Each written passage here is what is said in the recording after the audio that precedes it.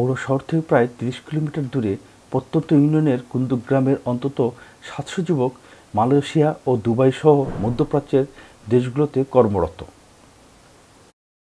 কিছুদিন আগেও সেই সব প্রবাসীদের সঙ্গে তাদের পরিবারের যোগাযোগের একমাত্র মাধ্যম ছিল মোবাইল ফোন।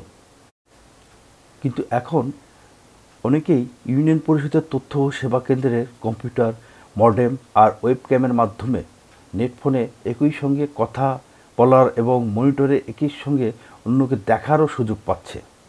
বগুড়ার আদমদীঘি উপজেলার কুন্দুকগ্রাম ইউনিয়নের হরিণমারা গ্রামের মৎস্য ব্যবসায়ী আবুল হোসেন জানান, তো এখানে আসতে আমাদের খুব সুবিধা। যেমন বিদেশে আমার ছেলে আছে, তাদের কোনো কাগজপত্র দরকার হলে আমরা এখান থেকে ইমেল করে পাঠিয়ে দিই, বা ওনাদেরও কোনো কাগজপাতির দরকার হলে আমাদের এখানেও পাঠিয়ে দেয়।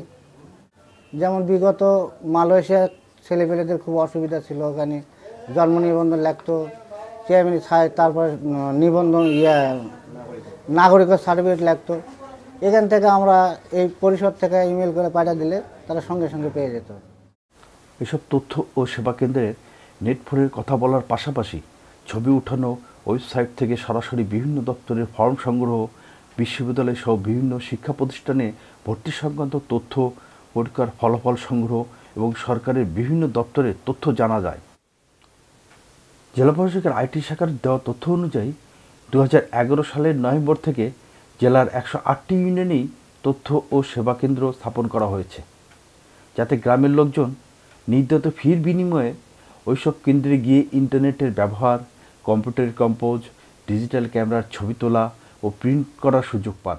ইন্টারনেট ব্যবস্থাটা আপনার তথ্য সেবা কেন্দ্র আসাতে এমন সকল প্রতিষ্ঠানের উপকার হচ্ছে। যেমন এখানে আমাদের স্কুলের অনলাইনের রেজিস্ট্রেশন করানো হচ্ছে, তাছাড়াও এখান থেকে সবাই বাইরের লোকজনও ইমেল করতে পারছে, দেশের ভিতরে তাদের যাতায়াত করা লাগতেছে না। আর তাছাড়াও এই ইউনিয়ন তথ্য সেবা কেন্দ্র থেকে লোকজন বাইরে কম্পোস্ট সহ সকল সুবিধাই পাচ্ছে। সেবা প্রদানের জন্য প্রতিটি কেন্দ্রে প্রশিক্ষণপ্রাপ্ত একজন পুরুষ এবং একজন মহিলাকে চুক্তিভিত্তিতে নিয়োগ দেওয়া হলেও বেতনের কারণে তারা অনিয়মিত হয়ে পড়ছেন।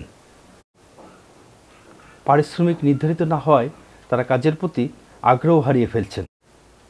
কারণ হিসেবে উদ্যোক্তাদের অনেকেই বলছেন, শুধুমাত্র সেবা গ্রহীতাদের দেয়া অর্থের একটি অংশের উপর নির্ভর করে দিন শেষে তাদের আসা যাওয়ার রিক্সা ভাড়াও জোটে না।